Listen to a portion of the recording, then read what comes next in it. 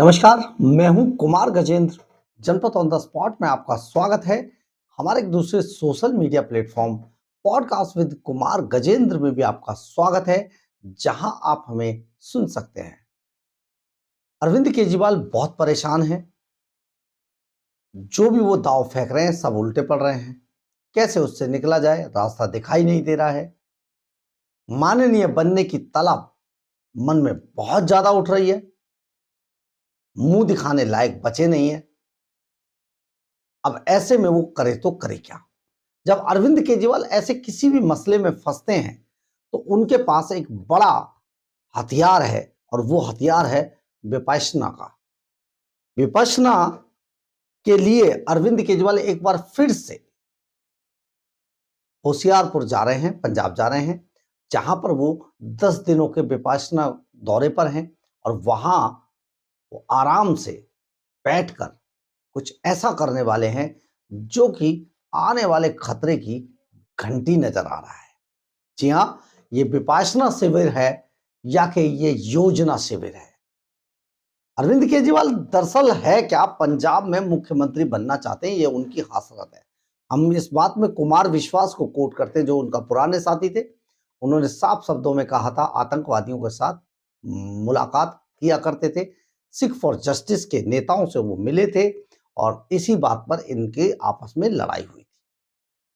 तो अरविंद केजरीवाल जब भी ऐसी कुछ नौबत आती है तो भागकर पहुंच जाते हैं विपश्यना के लिए। और आजकल ये विपश्यना शिविर के लिए कहीं बाहर नहीं जाते, ये जाते हैं पंजाब के अंदर। और पंजाब में इसी बहाने से अंदर खाने बहुत सारी योजनाएं तय करते हैं। याद कीजिए, वो दिन था दिसंबर 2023 का, जिसमें ये विपश्यना के लिए पंजाब गए थे। और ये वो दौर था जो ईडी लगातार अरविंद केजरीवाल को सम्मन भेज रही थी। और इन्हें जब ये पता लगा, इनके जो सोर्सेस थे उन डिपार्टमेंट्स के अंदर, कि अब आप गिरफ्तार हो सकते हो किसी भी वक्त, तो अरविंद केजरीवाल भागकर पंजाब विपश्यना शिविर के बहाने से निकल लिए थे। और वहां बैठकर उन्होंने खूब जमकर मंत्रणा की, सारी चीजें की और वापस आए। लेकिन ईडी बड़ी जालिम निकली। अरविंद केजरीवाल को गले से पकड़ा, कॉलर से पकड़कर खींचती हुई ले जाकर तिहाड़ जेल में डाल दिया।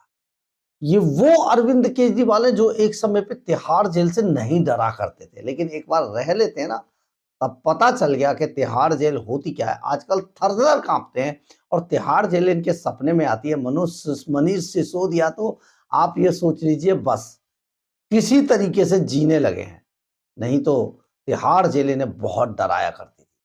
अब इसमें अरविंद केजरीवाल अब आज रात को विपश्यना के लिए निकल जाएंगे पंजाब।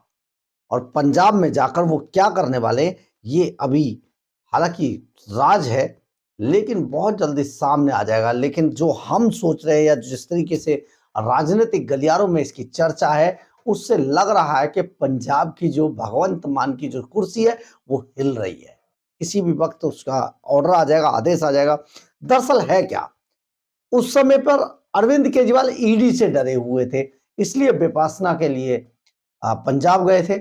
इस बार होशियारपुर के विपश्यना केंद्र में ये जा रहे हैं और राजनीति पर शायद मंत्रणा करनी है। इसका एक बड़ा कारण है, 10 दिन का शिविर है।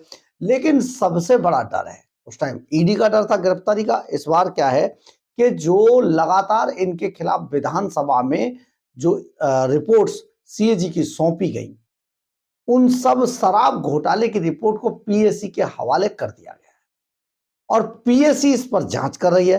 अब अरविंद केजरीवाल को यह लग रहा है कि पीएससी किसी भी दिन उन्हें और मनीष सिसोदिया को पूछताछ के लिए बुला सकती है। और अगर उन्हें पूछताछ के लिए बुलाती है पीएससी और इनके खिलाफ कड़े एक्शन के लिए कह दिया जाता है, एफआईआर दर्ज हो जाती है, तो अरविंद केजरीवाल बुरे फंस जाएंगे और सीधे तिहाड़ जेल पहुंचाए जा सकते हैं। इसी से डरकर अरविंद केजरीवाल अब भाग रहे हैं विपश्यना की तरफ। और विपश्यना की तरफ जाकर ये 10 दिन तक क्या मंत्रणा करेंगे या कहीं ऐसा, देखिए इसमें एक और बड़ी बात हम आपको बता देते हैं। और वो बड़ी बात यह है कि पिछली बार में और इस बार में अंतर है। पिछली बार अरविंद केजरीवाल को ईडी की टीम घसीटते हुए कॉलर से पकड़कर लेके गई थी। मैं बिल्कुल गेट के सामने था जब उनकी गिरफ्तारी हुई थी। तो जब ये ईडी की टीम इन्हें घसीटते हुए ले गई थी खींचकर कॉलर से पकड़ के, तो उस वक्त अरविंद केजरीवाल दिल्ली के मुख्यमंत्री थे, यानी कि वो माननीय थे। इसलिए एजेंसियां, चाहे सीबीआई हो चाहे ईडी हो, अरविंद केजरीवाल के साथ जबरदस्ती नहीं कर पाई। लेकिन आज बहुत बड़ा फर्क आ गया है।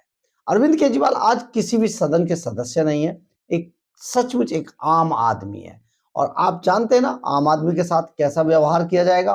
तो आप सोच लीजिए अरविंद केजरीवाल की टेंशन 100 गुना बढ़ गई है कि भैया अब के तो तू बच नहीं पाएगा, पहले तू बहुत स्टाइल मार रहा था, अब नहीं बचेगा। तो ऐसे में पीएसी का जो डर है वो लगातार अरविंद केजरीवाल के सर पर मंडरा रहा है किसी बड़े खतरे की तरह। क्योंकि उसमें एक कहानी और है कि अरविंद केजरीवाल के खिलाफ एक हेल्थ की जो रिपोर्ट सौंपी गई है सीएजी की, उसमें साफ तौर पर कहा गया है कि 785 करोड़ रुपए कोरोना जब चल रहा था, तो कोरोना से दिल्ली के लोगों को सेव करने के लिए या उन लोगों पर खर्च करने के लिए केंद्र सरकार की तरफ से अरविंद केजरीवाल को 785 करोड़ रुपए दिए गए थे। 785 करोड़ रुपए अरविंद केजरीवाल को दिए गए थे केंद्र की तरफ से।